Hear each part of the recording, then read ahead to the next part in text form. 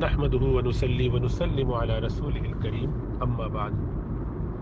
بچے جب بلوغت کی طرف آتے ہیں، ٹین ایجر ہوتے ہیں، تو ایک بڑا مسئلہ یہ ہوتا ہے کہ ان کا رویہ، اخلاق، انداز، ادب، لحاظ سب بدل جاتا ہے، اور وہ ایک ٹھیک ٹھاک مشکل بن جاتے ہیں والدین کے لیے کہ ان کو سنبھالا کیسے جائے۔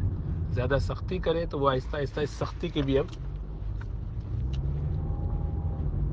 کوئی خاص نتائج نہیں دیکھتے، یعنی اب بچے کو ڈانٹا، پہلے سے زیادہ ڈانٹ دیا، بعض نے ہاتھ بھی اٹھا لیا، لیکن کوئی سزا دے دی، ریمانڈ کیا، ان کو گراؤنڈ کر دیا، لیکن اس کے باوجود تبدیلی نہیں آتی، بلکہ بچے اور آپ سے بدظن ہو رہے ہیں، سن نہیں رہے، غصہ کر رہے ہیں۔ غصہ آپ پر اگر نہیں نکال سکتے تو بہن بھائیوں سے بدتمیزی کر کے، لڑ کے، جھگڑ کے، پڑھائی میں پھر کمزوری۔ اس سب کا مسئلہ جو ہے، یہ جتنی بھی چیزیں ہو رہی ہیں، یہ اس سائیکولوجیکل چینج کی وجہ سے ہے جس کو معاشرے نے، اللہ معاف فرمائے آج کے زمانے میں میڈیا نے، اسکولوں میں جو تعلیم دی جا رہی ہے، ڈراموں میں جو کچھ سکھایا جا رہا ہے، ان ساری چیزوں نے خراب کر دیا۔ یہ سب چیزیں سب اس سے گزرتے ہیں، ہم سب اس سے گزرے ہیں، لیکن کبھی اس کی وجہ سے نہ صرف یہ کہ کوئی سٹریس پریشانی نہیں ہوئی، نارمل طریقے سے چلتے رہے، اللہ نے فضل فرمایا، حالات بہتر ہو گئے۔ اس کی ایک وجہ تو یہی تھی کہ معاشرہ سپورٹیو ہوتا تھا، ان چیزوں کو طریقے سے، ادب کے ساتھ آپ گزر جاتے تھے، اس سے کوئی آپ پہ کمنٹ نہیں کرتا تھا، کوئی بہت زیادہ آپ کا مذاق نہیں اڑاتا تھا۔ چہرے پہ اگر آپ کے دھبے دانے نظر آنے لگے ہیں، آواز ذرا بھاری ہونے لگی ہے، قد بڑھنے لگا ہے، اچانک سے کوئی منہ پہ داڑھی وغیرہ آنے لگی ہے، مردوں کے خاص طور سے، لڑکوں کے یعنی، تو کوئی اس کا مذاق نہیں اڑاتا تھا۔ کبھی چھیڑ چھاڑ میں کسی نے ایک آدھ جملہ کہہ دیا، بڑے حضرات جانتے تھے ان باتوں کو، وہ اس کو خاموشی سے اگنور کر کے نکل جاتے تھے، تو وہ آہستہ آہستہ پھر اپنے نارمل فارم میں آ جاتا تھا، سب چیزیں قابو میں رہتی تھی، تو نفسیاتی طور پہ بھی کوئی دباؤ نہیں پڑتا تھا۔ پھر یہ کہ آس پاس بڑے بہن بھائیوں کا رجحان، رویہ، طریقہ، وہ بھی اس میں ڈھکا چھپا رہتا تھا، بے ادبی کی کوئی بات نہیں تھی، وہ بھی اس سے گزرے ہوتے تھے، وہ بھی طریقے سے ان چیزوں کو دیکھتے تھے۔ دوست احباب سے کچھ مشورے کر کے چیزیں سمجھ لیتے تھے لڑکے، لڑکیوں کو ان کی والدائیں سکھا بتا دیتی تھی، تو یہ چیز کوئی بہت بڑا ٹیبو یا مسئلہ نہیں بنتا تھا۔ پھر جیسے جیسے معاشرے میں یہ فحاشی، عریانی اور میڈیا پہ، اسکولوں میں، ڈراموں میں چیزیں دکھائی جانے لگیں، لوگ ایسے ناولز، ایسی چیزیں پڑھنے لگے، اور اب تو کھل کے ہر جگہ ہی گندگی آ گئی، تو اس چیز نے ایسا معاشرہ بنا دیا کہ جس میں اب لڑکے آپس میں اگر بیٹھ کے بات کریں، اسکولوں میں بات کریں، تو ہر جگہ ان کو اپنی مظلومیت نظر آتی ہے کہ ان کے ساتھ ظلم ہو رہا ہے، زیادتی ہو رہی ہے، ان کے والدین سب سے پہلے ان کو دشمن نظر آتے ہیں۔ تو یہ ٹین ایجرز سب سے پہلے اپنے والدین کو اپنا دشمن سمجھتے ہیں، اس لیے کہ ایک تو ساری پابندیاں یہیں سے ملتی ہیں، اماں پڑھائی کا کہتی رہتی ہیں، ابا سختی کرتے ہیں، اماں کی شکایت کرتی ہیں، ابا کا نام لے لے کے دھمکاتی رہتی ہے، وہ گھر آتے ہیں، ان بیچاروں کا کام کل یہی ہوتا ہے کہ ڈانٹیں، ماریں، اور اس کے بعد معافی مانگے یا جو بھی حالات ہوئے اس کے مطابق چلے۔ تو بچے دور ہوتے جاتے ہیں، کمیونیکیشن ہو نہیں پاتی، اور والدین چونکہ آؤٹ کم اورینٹیڈ ہوتے ہیں، ان کو نظر آتا ہے کہ تو پڑھ نہیں رہا، نقصان اٹھائے گا، اور بات صحیح بھی ہے کہ اٹھائے گا نقصان، لیکن جو چیز ڈسکس ہونی چاہیے وہ ڈسکس نہیں ہوتی، اور وہ ہے ان کے کنسرن، ان کے خیالات۔ لیکن چونکہ ہم نے اتنا اس کو ایک ٹیبو بنا دیا، ایک گیپ پیدا کر دیا ہے، یا تو ماں کی طرف سے اولاد کے ذہن میں باپ کے خلاف اتنی باتیں کر دی جاتی ہیں، لڑ جھگڑ کے، کھل کے بدتمیزی کرنے کے نتیجے میں، ایک دوسرے کی برائیاں کرنے کے نتیجے میں، یا باپ کی طرف سے ماں کا ایسا امیج گھر میں بنا دیا جاتا ہے جب اولاد اپنے ماں یا باپ کو آئیڈیل تو سمجھنا دور کی بات، صحیح انسان اور مسلمان بھی سمجھنے سے قاصر ہو جاتی ہے، بلکہ ان سے بدظن رہتے ہیں، بدگمان رہتے ہیں، اور چاہتے کہ یہ دنیا سے چلے جائیں تو اچھا ہے۔ اس میں باپ اور ماں کا اپنا قصور بھی ہوتا ہے کہ وہ رویے صحیح نہیں رکھتے، بدتمیزی اور جھگڑے کا ماحول گھر میں بنا کے رکھتے ہیں. تو ظاہر بات ہے کہ اولاد کے لیے سوائے اس کے کہ وہ سائیکولوجیکل اسٹریس میں جائے، نفسیاتی طور پر اپنے آپ کو قابو میں نہ پائے، اور اماں ابا کو اپنا خیر خواہ سمجھتے ہوئے بھی، یعنی اس کو عقلی طور پہ سمجھ میں آ بھی جائے، جو کہ بہت بڑا معجزہ ہوگا اگر کسی اولاد کو سمجھ میں آ جائے کہ اماں ابا اس کے خیر خواہ ہیں، کیونکہ وہ ان کو اپنا دشمن ہی سمجھتے ہیں. اور پھر آس پاس وہ دوستوں میں دیکھتے ہیں کہ جن چیزوں پہ ہمارے یہاں پابندی ہے فلاں کے یہاں نہیں ہے. ہمیں موبائل نہیں لے کے دیا ہے، فلاں کو دیا ہے. ہمارے گھر میں ٹی وی نہیں ہے، ان کے یہاں ہے. ہمارے یہاں اگر ٹی وی ہے تو ہم سنیما نہیں جاتے، فلاں تو جاتے ہیں. ہم پارٹی نہیں کرتے، ہمیں تو اسکول کے بعد آ کے قرآن بھی پڑھنے جانا پڑتا ہے. ان کے یہ دیکھو ایسا ہے. وہ مزے کرتے ہیں، ہم تنگی میں ہیں. تو ظاہر بات ہے پیئر پریشر بہت ہوتا ہے، آس پاس ڈسکشن اس پہ ہوتا ہے.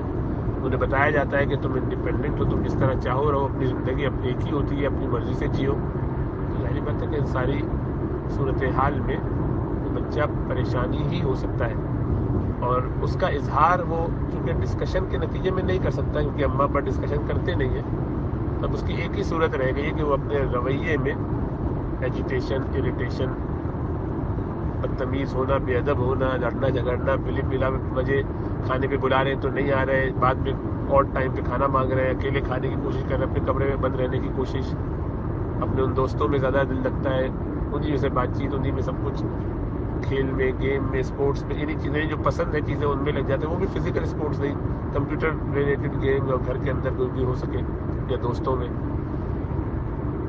تو اب یہ ساری چیزیں اس کی طرف سے احتجاج ہے، یا اس سائیکولوجیکل اسٹریس کا اظہار ہے جو وہ آپ سے اوپنلی نہیں کر سکتا ہے. اور اس میں قصور ہمارا ہی ہے کہ ہم نے ایسا ماحول نہیں بنایا کہ ان سے ڈسکشن ہو سکتا ہوتا. اوپن ڈسکشن، ان چیزوں کو کھل کے بات کرنا، ان کے کنسرنس کو سننا، سمجھنا، جاننا، اور جو جانتے تو ہیں ہی لیکن ذرا ان کو یہ سمجھانا، بتانا کہ ہم بھی یہ سب جانتے ہیں، ہم اس سے گزرے ہوئے ہیں، اور اس کو پیار سے لے کے چلنا. پھر وہ اس میں کیا سمجھتا ہے، کیا اس کی تھوٹ پروسیس ہے، آہستہ آہستہ اس کو ذرا. اچھا، ایک اس میں بڑی گڑبڑ یہ کرتے ہیں کہ وہ شروع سے کی ہوتی ہے کہ بچوں کو بڑوں کے درمیان بٹھاتے نہیں. خاندان کے لوگ آئے، ملنے کے لیے آئے، تو بچہ 6-7 سال کا بھی ہے تو سلام کر کے کمرے میں بھاگ جائے گا، اور اس کے بعد اپنا کھیلے گا، کودے گا دوستوں میں، کمپیوٹر پہ، جو بھی اس کو کرنا ہے.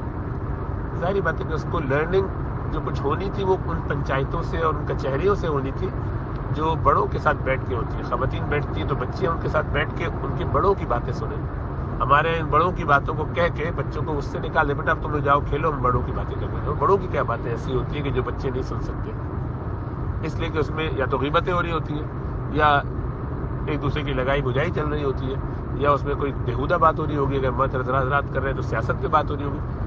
قاعدے سے کچھ میچور اور سمجھدار قسم کے ڈسکشن جو بڑوں میں ہونے چاہیے، زندگی کے فیصلے، حالات کے حوالے سے، فلاں جگہ مسائل نام لیے بغیر بھی وہ سارے کیسز کو ڈسکس کیا جا سکتا ہے جو آپس میں کرنے ہیں، اور وہ بچوں کے سامنے کیے جائیں. بچوں کو معلوم ہو کہ کہاں کیا ہو رہا ہے. کوئی بات ان سے چھپانے کی ضرورت نہیں. گھر کا ماحول کیا ہے، میاں بیوی بھی آپس میں بات چیت کر رہے ہوں، مثلاً پیسوں کی تنگی ہے، کوئی اور ایسی چیز ہے، یا گھر میں کوئی مسائل آئے ہیں، وہ سب کھل کے بات ہو، یعنی جس سے بچے سیکھ سکیں، انہیں ریئلٹی پتہ ہو دنیا میں ہو کیا رہا ہے.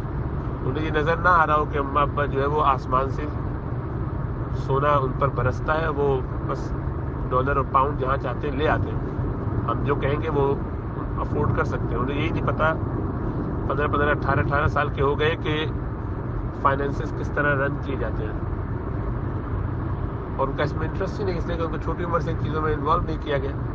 تو یہ ساری چیزیں بچے کو عجیب و غریب قسم کے ایک ماحول میں سے جو بہت ہی اوورلی پروٹیکٹڈ اور کمفرٹیبل تھا نکال کے اب اس کا اچانک سے جو ہورائزن وائڈ ہوا ہے، بڑا ہوا ہے، جس میں وہ بہت ساری چیزیں دیکھ رہا ہے، اور اس کو سمجھ میں نہیں آ رہا کہ کیا کرے.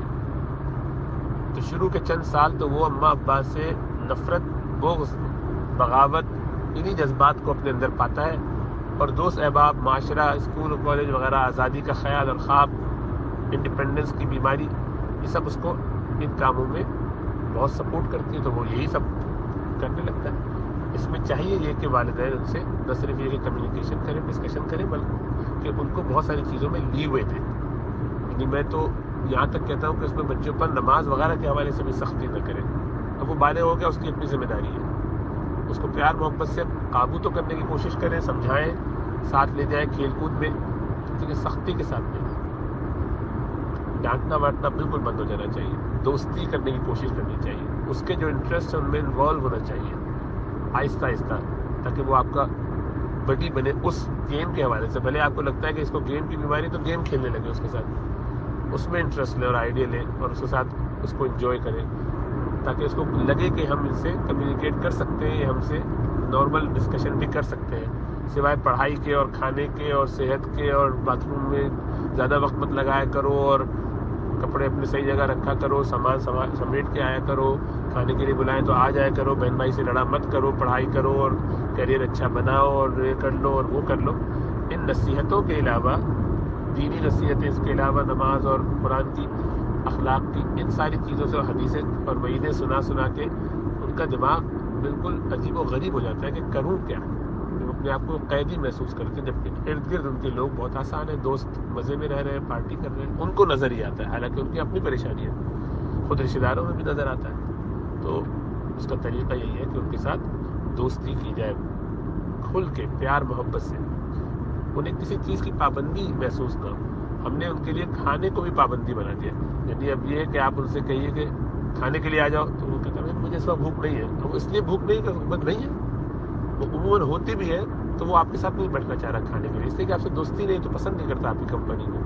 آپ زبردستی اس کو ساتھ بٹھانے پہ تلے ہوئے. تو شروع میں جب تک دوستی نہ ہو جائے اس کے مطابق چلیے. جس طرح کا وہ کھانا چاہے، جس طرح وہ کرنا چاہے، اس کو گھر کے کام دیجیے، اس کو شاپنگ کا انچارج بنا دیجیے. اس سے کہے کہ تم اچھا باہر سے یہ لے کر آنا، تم آرڈر کرو، تم بتاؤ، تم آج پلان بناؤ کہ آج ہم باہر سے کیا کھائیں گے. یعنی اس کو کچھ چیزوں میں انڈیپینڈنس نظر آئے. اسے کہے کہ آپ آج فلاں کی دعوت ہے، دعوت کا انتظام تم کرو گے، سارا پلان بناؤ کہ کیا کھانا ہے، کیا لے کے آنا ہے، ہم تمہارے ساتھ چلیں گے، تم آرڈر کرو. یعنی اس کو کسی درجے میں یہ محسوس ہو کہ مجھے بھی رسپیکٹ دی جا رہی ہے، مجھے رسپانسبلٹی دی جا رہی ہے، میرا ایک مقام ہے گھر میں، میں اس کام کا انچارج ہوں، میرے مطابق یہ چلتا ہے. جو بچے ذرا انوالو ہوتے ہیں، انہیں چیزیں نظر آنے لگتی ہیں، کچھ ہو رہا ہے گھر کے اندر، کسی چیز کے بارے میں ان کی کوئی رائے ہے وہ پوچھی جانی چاہیے، رائے میں کو شامل رکھنا چاہیے مشورے کے اندر.